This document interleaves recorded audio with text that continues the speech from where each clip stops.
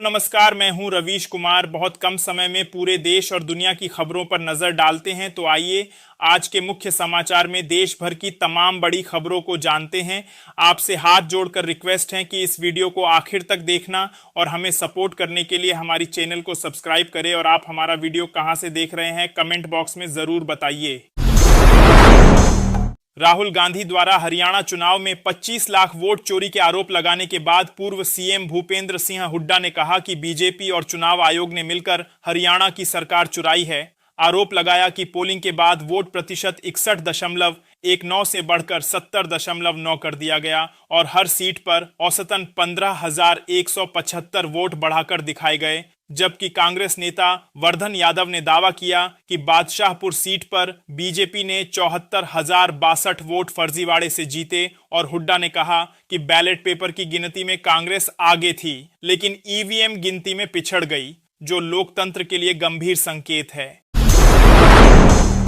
पश्चिम बंगाल की मुख्यमंत्री ममता बनर्जी ने एसआईआर प्रक्रिया के तहत बीएलओ के पहुंचने पर फॉर्म भरने से इनकार करते हुए कहा कि जब तक बंगाल का हर व्यक्ति फॉर्म नहीं भरता तब तक वह भी नहीं भरेंगी। वहीं शिक्षा राज्य मंत्री सुकांत मजूमदार ने उनके इस कदम को गैर कानूनी ठहराते हुए आरोप लगाया कि ममता बांग्लादेशियों और विदेशियों को मतदाता बनाने की कोशिश कर रही हैं। बिहार में चुनाव प्रचार के दौरान मुख्यमंत्री मोहन यादव ने कहा कि जैसे सुप्रीम कोर्ट के फैसले के बाद प्रधानमंत्री मोदी के मार्गदर्शन में भव्य श्री राम मंदिर बना, वैसे ही बिहार में डबल इंजन सरकार में मां जानकी का भव्य मंदिर बनेगा। साथ ही उन्होंने कांग्रेस पर सीता जी के मंदिर निर्माण में बाधा डालने का आरोप लगाते हुए कहा कि यह चुनाव धर्म और अधर्म की लड़ाई है और मताधिकार ही जनता का सुदर्शन चक्र है, जिससे विपक्ष को जवाब देना होगा। प्रधानमंत्री नरेंद्र मोदी 7 और 8 नवंबर को अपने संसदीय क्षेत्र वाराणसी के दौरे पर रहेंगे, जहां वे वाराणसी खजुराहो वंदे भारत एक्सप्रेस समेत 3 अन्य ट्रेनों का वर्चुअल उद्घाटन करेंगे। विकास परियोजनाओं जैसे रोपवे और अंतर्राष्ट्रीय स्टेडियम की समीक्षा करेंगे, स्कूली बच्चों व जनता से संवाद करेंगे और फिर बिहार चुनाव प्रचार के लिए रवाना होंगे। जबकि सीएम योगी आदित्यनाथ ने पीएम के आगमन से पहले बनारस स्टेशन का निरीक्षण कर अधिकारियों को सख्त निर्देश दिए कि तैयारियों में किसी भी तरह की लापरवाही न हो।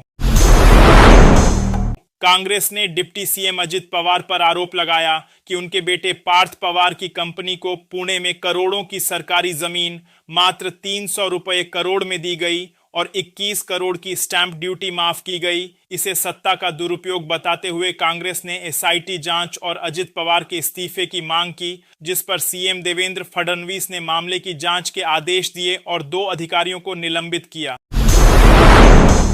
आप नेता सौरभ भारद्वाज ने एक्स पर पोस्ट कर बीजेपी पर वोट चोरी का आरोप लगाया और दावा किया कि बीजेपी का एक कार्यकर्ता दिल्ली में भी वोट डालता है और बिहार में भी। उन्होंने कहा कि एसआईआर लागू होने के बाद ऐसा संभव नहीं होना चाहिए और पूछा कि ऐसे कितने बीजेपी कार्यकर्ता हैं जो 2 राज्यों में वोट डाल रहे हैं, जबकि इससे पहले राहुल गांधी ने भी हरियाणा और बिहार चुनाव में वोट चोरी के आरोप लगाए थे। कांग्रेस नेता राहुल गांधी के कथित वोट चोरी खुलासे पर पार्टी सुप्रीम कोर्ट नहीं जाएगी, बल्कि सुप्रीम कोर्ट से स्वतः संज्ञान लेने की मांग की है। कांग्रेस कार्य समिति सदस्य गुरदीप सप्पल ने कहा कि राहुल गांधी ने सारे तथ्य मीडिया के जरिए कोर्ट के सामने रख दिए हैं और अब लोकतंत्र की रक्षा के लिए सुप्रीम कोर्ट को आगे आना चाहिए। जबकि बिहार के एसआईआर मामले पर कांग्रेस पहले ही कोर्ट का दरवाजा खटखटा चुकी है, लेकिन फैसला लंबित है। वंदे मातरम के 150 साल पूरे होने पर केंद्र सरकार ने देश भर में 150 स्थानों पर सामूहिक गान का फैसला किया है, जिसके तहत पीएम मोदी दिल्ली के इंदिरा गांधी स्टेडियम में मुख्य कार्यक्रम में शामिल होंगे। लेकिन जम्मू कश्मीर में इस आयोजन को लेकर इस्लामिक संस्था मुत्ताहिदा मजलिस ए उलेमा ने आपत्ति जताई है और सरकार पर हिंदुत्व की विचारधारा थोपने का आरोप लगाते हुए कहा है कि वंदे मातरम गाना गैर इस्लामी है, जबकि केंद्र ने इसे राष्ट्र की एकता और स्वदेशी भावना को समर्पित बताया है। कर्नाटक हाईकोर्ट की डिवीजन बेंच ने आरएसएस मार्च पर अप्रत्यक्ष असर डालने वाले सरकारी आदेश पर लगी रोक हटाने से इनकार करते हुए राज्य सरकार को झटका दिया है और कहा है कि एकल न्यायाधीश के आदेश में हस्तक्षेप नहीं किया जाएगा। जबकि बताया गया कि सरकार ने 18 अक्टूबर को बिना अनुमति 10 से अधिक लोगों की सभा पर प्रतिबंध का आदेश आरएसएस के प्रस्तावित मार्च को रोकने के लिए जारी किया था, जिस पर याचिकाकर्ताओं ने मौलिक अधिकारों के हनन का आरोप लगाते हुए कोर्ट का दरवाजा खटखटाया था। पाकिस्तानी अखबार डॉन ने बिहार विधानसभा चुनाव को मोदी सरकार के लिए लिटमस टेस्ट बताते हुए दावा किया कि केंद्र की एनडीए सरकार नीतीश कुमार और चंद्रबाबू नायडू के समर्थन पर टिकी है, लिहाजा अगर बिहार में नतीजे बदले तो केंद्र सरकार पर असर पड़ सकता है। अखबार ने राहुल गांधी की सक्रियता का भी उल्लेख करते हुए कहा कि वे इस चुनाव को कांग्रेस के पुनरुत्थान का मौका मान रहे हैं। अमेरिका के पूर्व राष्ट्रपति डोनाल्ड ट्रंप ने दावा किया कि भारत पाकिस्तान के बीच मई 2025 में हुआ संघर्ष विराम उनके हस्तक्षेप के बाद संभव हुआ था और कहा कि उन्होंने दोनों देशों को व्यापार रोकने की चेतावनी दी थी, जिसके अगले दिन दोनों ने शांति पर सहमति जताई। वहीं भारत ने ट्रंप के इस दावे को खारिज करते हुए स्पष्ट कहा कि न तो किसी अमेरिकी मध्यस्थता की मांग की गई थी और न ही कोई बातचीत हुई थी। भारतीय वोटर लिस्ट में अपनी फोटो देखकर ब्राजील की मॉडल लारिसा नेरी ने हैरानी जताई और इसे कॉमेडी बताया। राहुल गांधी की प्रेस कॉन्फ्रेंस में दिखाई गई महिला की तस्वीर असल में ब्राजील की हेयर ड्रेसर लारिसा की थी, जिन्होंने कहा कि वह कभी ब्राजील से बाहर नहीं गई और भारत की राजनीति से उनका कोई लेना देना नहीं है, जबकि तस्वीर 2017 में उनके शहर बेलो होरिजोंटे के फोटोग्राफर मेथियर फरेरो ने खींची थी और बाद में इसे स्टॉक साइट्स से हटा दिया गया। बिहार विधानसभा चुनाव के पहले चरण में एनडीए को मिथिलांचल के 2 जिलों मधुबनी और दरभंगा की 20 सीटों से बड़ी उम्मीद है, क्योंकि 2020 में यहां उसने 17 सीटें जीतकर बाजी पलटी थी और इस बार भी भाजपा जेडीयू गठजोड़ मखाना बोर्ड, मिथिला हाट जैसे विकासवादों और जातीय समीकरणों के सहारे दोहराव की कोशिश में जुटा है, जबकि महागठबंधन ब्राह्मण, ओबीसी, दलित और मुस्लिम मतदाताओं को साध कर मुकाबला बराबरी पर लाने की रणनीति में लगा है। बिहार विधानसभा चुनाव के पहले चरण की वोटिंग के बीच जनशक्ति जनता दल के प्रमुख और महुआ सीट से उम्मीदवार तेज प्रताप यादव ने मीडिया से कहा कि 14 नवंबर को परिणाम आने के बाद हम उसकी सरकार के साथ रहेंगे। इस बयान से तेज प्रताप ने अपने दल जेजेडी का स्टैंड स्पष्ट कर दिया और संकेत दिया कि चुनाव के बाद वह सत्ता पक्ष के साथ जाने को तैयार हैं। बिहार विधानसभा चुनाव के पहले चरण की वोटिंग के बीच राजद ने आरोप लगाया कि महागठबंधन के मजबूत बूथों पर जानबूझकर बिजली काटी जा रही है और धीमी वोटिंग कराई जा रही है, जिस पर चुनाव आयोग ने प्रतिक्रिया देते हुए कहा कि ये आरोप निराधार हैं और मतदान पूरी तरह शांतिपूर्ण व सुचारू रूप से चल रहा है। प्रधानमंत्री नरेंद्र मोदी ने अररिया की जनसभा में विपक्ष पर तीखा हमला बोलते हुए आरोप लगाया कि राजद और कांग्रेस को जब भी मौका मिला वे घुसपैठियों को पीछे के दरवाजे से भारत का नागरिक बनाने में जुटे रहे, जबकि एनडीए ही इनका हिसाब करने में सक्षम है। पीएम ने कहा कि घुसपैठिए किसानों की जमीनों पर कब्जा कर रहे हैं और बच्चों का हक छीन रहे हैं। साथ ही कांग्रेस पर छठ पूजा और महाकुंभ स्नान का मजाक उड़ाने का आरोप भी लगाया। पाकिस्तान में संविधान संशोधन की अटकलें तेज हो गई हैं। बिलावल भुट्टो जरदारी ने दावा किया कि सरकार ने उनसे 27वें संशोधन के समर्थन के लिए संपर्क किया है, जिसके बाद चर्चा है कि इस बदलाव से सेना प्रमुख जनरल आसिम मुनीर को असीम यानी असीमित शक्तियां मिलने जा रही हैं। वोटिंग के दिन बिहार की सियासत में हलचल मचाते हुए वीआईपी प्रमुख मुकेश सहनी ने कहा कि बीमार नीतीश कुमार के हाथों में बिहार का भविष्य सुरक्षित नहीं है। आरोप लगाया कि राज्य में अफसरशाही और भ्रष्टाचार चरम पर है और दावा किया कि महागठबंधन की सरकार बनी तो युवाओं को रोजगार व महिलाओं को आर्थिक सहायता दी जाएगी। सीतामढ़ी की चुनावी सभा में प्रियंका गांधी ने तंज कसते हुए कहा कि बिहार में लोकतंत्र खतरे में है। आरोप लगाया कि 20 साल के शासन के बावजूद भाजपा जदयू सरकार ने जनता की मुश्किलें कम नहीं की, बल्कि धर्म जाति के नाम पर वोटों की डील चल रही है। उन्होंने रीगा चीनी मिल का मुद्दा उठाते हुए महागठबंधन की सरकार बनने पर युवाओं को नौकरी, परीक्षा का किराया और सस्ती गैस देने का वादा किया तथा अधिकारियों को चेताया कि देश के साथ विश्वासघात करने वालों को जनता कभी माफ नहीं करेगी। दिल्ली में बढ़ते प्रदूषण को लेकर केंद्रीय प्रदूषण नियंत्रण बोर्ड ने बताया कि पराली जलाना इसकी सबसे बड़ी वजह बन गया है। गुरुवार को वायु गुणवत्ता सूचकांक 278 दर्ज किया गया और अनुमान जताया गया कि अगले 3 दिनों तक AQI बेहद खराब श्रेणी में रहेगा, जबकि पराली जलाने का योगदान 21.5% से बढ़कर 36.9% तक पहुंच सकता है। रामपुर में क्वालिटी बार की जमीन पर कब्जे के मामले में आजम खान के खिलाफ आज सुनवाई गवाह के न आने से टल गई। कोर्ट ने अब अगली सुनवाई की तारीख 21 नवंबर तय की है। यह मामला DCDF की दुकान पर कथित अवैध कब्जे से जुड़ा है, जिसकी FIR गगन लाल अरोड़ा ने दर्ज कराई थी। अररिया की रैली में राहुल गांधी ने मोदी सरकार पर अडानी अंबानी को फायदा पहुंचाने का आरोप लगाते हुए कहा कि बिहार में भी वोट चोरी की कोशिश होगी, जिसे जनता को रोकना होगा। साथ ही उन्होंने कहा कि महागठबंधन की सरकार सभी वर्गों की होगी और युवाओं को रोजगार तथा उच्च शिक्षा मिलेगी।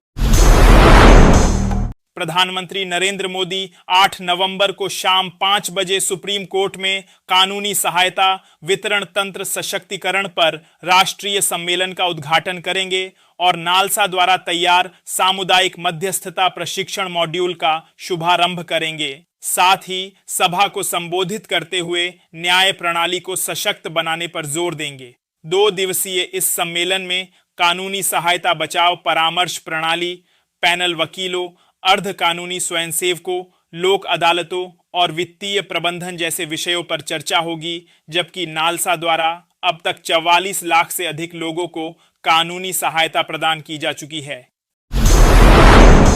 प्रधानमंत्री नरेंद्र मोदी ने वंदे मातरम की 150वीं वर्षगांठ की पूर्व संध्या पर 7 नवंबर को देशवासियों के लिए ऐतिहासिक दिन बताया और इंदिरा गांधी इंडोर स्टेडियम में आयोजित समारोह में साल भर चलने वाले उत्सव का शुभारंभ करते हुए स्मारक डाक टिकट और सिक्का जारी किया। साथ ही उन्होंने कहा कि वंदे मातरम वह प्रेरक आह्वान है जिसने पीढ़ियों को राष्ट्रभक्ति की भावना से ओतप्रोत किया और आज का दिन उस गौरवशाली परंपरा के सम्मान का प्रतीक है। सूडान के अल-फाशिर शहर में अर्धसैनिक संगठन रैपिड सपोर्ट फोर्सेस RSF के कब्जे के बाद हालात गंभीर हो गए हैं, जिसके चलते हजारों लोग जान बचाने के लिए शहर छोड़कर भाग रहे हैं। वहीं नॉर्वे शरणार्थी परिषद ने बताया कि कई बच्चे इतनी भूख और प्यास से कमजोर थे कि बोल भी नहीं पा रहे थे। कुछ ने जानवरों का मल खाकर और बारिश का पानी पीकर खुद को जिंदा रखा, जबकि बड़ी संख्या में लोग अब दारफुर के सबसे बड़े शहर ताविला की ओर पलायन कर रहे हैं। बिहार के मोतिहारी में चुनावी सभा को संबोधित करते हुए सपा प्रमुख अखिलेश यादव ने NDA पर तीखा हमला बोला और दावा किया कि चुनावी दूल्हा भी जान गया है कि वह मुख्यमंत्री नहीं बनने वाले। उन्होंने कहा कि इस बार बिहार की जनता बदलाव के मूड में है, नौजवान रोजगार चाहता है और तेजस्वी यादव नया बिहार बनाने जा रहे हैं। अखिलेश ने कहा कि आप बिहार बदलो, हम यूपी बदल देंगे। साथ ही उन्होंने भाजपा पर वोट चोरी करने का आरोप लगाया और CM योगी पर तंज कसते हुए कहा कि जो एकरंगी मोतिहारी आ रहे हैं वही यूपी में महंगाई और बेरोजगारी बढ़ा रहे हैं। बिहार में वोटिंग के बीच सपा प्रमुख अखिलेश यादव ने सरकार पर हमला बोलते हुए कहा कि सत्ताधारी अब पीड़िए की जान भी लेने लगे हैं। उन्होंने कहा कि पीड़ित, दलित और पिछड़ों की एकजुटता ही बचाव की ढाल है, इसलिए अगर अत्याचार से बचना है तो अपनी सरकार बनानी होगी। अखिलेश ने कहा कि पीड़िए की सरकार बनने पर भ्रष्टाचार खत्म होगा, रोजगार, सम्मान और सुरक्षा सबको मिलेगी। तेलंगाना के मुख्यमंत्री रेवंत रेड्डी के कांग्रेस मतलब मुसलमान वाले बयान पर बीजेपी ने पलटवार करते हुए कहा कि कांग्रेस अब भारतीय राष्ट्रीय कांग्रेस नहीं बल्कि जिन्नावादी कांग्रेस बन गई है। बीजेपी प्रवक्ता शहजाद पूनावाला ने आरोप लगाया कि रेवंत रेड्डी ने वही सच स्वीकार किया है जो देश लंबे समय से जानता है। कांग्रेस शरिया और वोट बैंक को संविधान से ऊपर रखती है और OBC, SC, ST का आरक्षण काटकर अपने पसंदीदा वर्ग को देना चाहती है। बिहार में चुनावी सभाओं को संबोधित करते हुए केंद्रीय गृह मंत्री अमित शाह ने कहा कि राहुल गांधी को सेना के जवानों की जाति और धर्म जानने की बात पर शर्म आनी चाहिए। राजद के शासन में हत्या बलात्कार आम थे। घुसपैठियों से राज्य को बचाने और विकास योजनाओं जैसे चंपारण में नया हवाई अड्डा, मोतिहारी में मेडिकल कॉलेज और थारू समुदाय के लिए विशेष योजनाओं के लिए केवल मोदी नीतीश जोड़ी सक्षम है। गुजरात के कृषि मंत्री जीतू वाघाणी ने बताया कि मुख्यमंत्री भूपेंद्र पटेल के मार्गदर्शन में राज्य सरकार 9 नवंबर से मूंगफली, मूंग, उड़द और सोयाबीन जैसी खरीफ फसलों की एमएसपी पर खरीदी शुरू करेगी, जिसके लिए 300 से अधिक केंद्र बनाए गए हैं। जबकि मूंगफली का एमएसपी 7,263 रुपये, मूंग का 8,768 रुपये, उड़द का 7,800 रुपये और सोयाबीन का 5,328 रुपये प्रति क्विंटल तय किया गया है, जिससे किसानों को करीब 15,000 करोड़ रुपए से अधिक का लाभ मिलने का दावा किया गया। बिहार में पहले चरण की वोटिंग के बीच प्रधानमंत्री नरेंद्र मोदी ने अररिया में रैली कर कहा कि 15 साल के जंगल राज में बिहार बर्बाद हुआ और एक भी पुल नहीं बना। वहीं कांग्रेस सांसद प्रियंका गांधी ने मोतिहारी में जवाब देते हुए कहा कि भाजपा राज में ही 3 साल में 27 पुल गिर गए और युवाओं का भविष्य पेपर लीक ऑफ बेरोजगारी से बर्बाद हो रहा है। खुफिया रिपोर्ट में खुलासा किया गया है कि पाकिस्तान की आईएसआई समर्थित लश्कर और जैश फिर से कश्मीर में पहलगाम जैसा बड़ा हमला करने की फिराक में है। आतंकी शमशेर की यूनिट ड्रोन से निगरानी कर रही है और पोक में हुई बैठक में ऑपरेशन सिंदूर का बदला लेने के लिए फिदायीन हमलों की योजना बनाई गई है, जिसके बाद सुरक्षा एजेंसियां अलर्ट मोड पर हैं। भारतीय मूल के और मोदी विरोधी नेता जोहरान ममदानी के न्यूयॉर्क मेयर बनने को विशेषज्ञों ने भारत के लिए राहत बताया है, क्योंकि उनकी जीत से रिपब्लिकन पार्टी को भारत विरोधी रुख छोड़ने का सीधा संदेश व्हाइट हाउस तक पहुंचा है। वहीं ट्रंप के लिए ये आत्मचिंतन का वक्त माना जा रहा है कि अगर उन्हें भारतीय अमेरिकियों का समर्थन चाहिए तो भारत के प्रति सॉफ्ट नीति अपनानी होगी। पाकिस्तान के प्रधानमंत्री शहबाज शरीफ के करीबी और आंतरिक मामलों के राज्य मंत्री तलाल चौधरी के हाफिज सईद की पार्टी पीएमएमएल के ऑफिस पहुंचने को विशेषज्ञों ने पाकिस्तान सरकार की ओर से सईद के संगठन को समर्थन देने वाला कदम बताया है, जिस पर सवाल उठाते हुए विपक्ष ने कहा कि यह द्वारा आतंकवाद और राजनीति के गहरे रिश्तों को उजागर करता है। भागलपुर में प्रधानमंत्री नरेंद्र मोदी की रैली में उस वक्त अनोखा नजारा देखने को मिला जब प्रकाश मंडल नाम का शख्स अपने सजे धजे बकरे के साथ पहुंचा और मीडिया से कहा कि वो मोदी जी का बड़ा फैन है। उसका बकरा भी मोदी जी का प्रशंसक है। अगर प्रधानमंत्री उसके बकरे को देख ले तो उसे गर्व होगा। इस अनोखी अदाकारी ने सभा में मौजूद लोगों का ध्यान खींच लिया और बकरा पूरे मैदान का आकर्षण बन गया।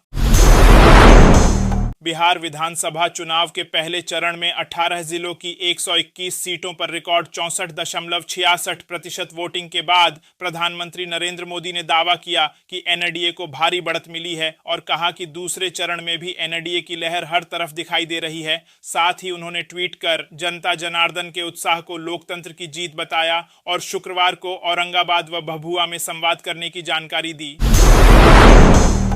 महाराष्ट्र नगर परिषद और नगर पंचायत चुनावों से पहले सोलापुर में राष्ट्रवादी शरद पवार गुट को बड़ा झटका लगा है, जहां शहर अध्यक्ष सुधीर खरातमल ने उप मुख्यमंत्री अजित पवार की मौजूदगी में अजित पवार गुट का दामन थाम लिया, जबकि हाल ही में उन्होंने शरद पवार की बैठक से दूरी बनाई थी, जिससे चुनाव से पहले पवार खेमे में हलचल मच गई है। वंदे मातरम के 150 वर्ष पूरे होने पर बीजेपी ने देश भर में राष्ट्रीय सम्मान दिवस मनाने का ऐलान किया है। पार्टी महामंत्री तरुण चुग ने बताया कि 7 नवंबर से 26 नवंबर तक कार्यक्रम चलेंगे और पहले दिन 150 जगहों पर सामूहिक गायन होगा, जबकि केंद्रीय मंत्री सुकांता मजूमदार ने कहा कि बंगाल में 1100 स्थानों पर वंदे मातरम गाकर राज्य की संस्कृति और अस्मिता को सम्मान दिया जाएगा। साथ ही ममता सरकार की बेरुखी पर भी सवाल उठाए जाएंगे।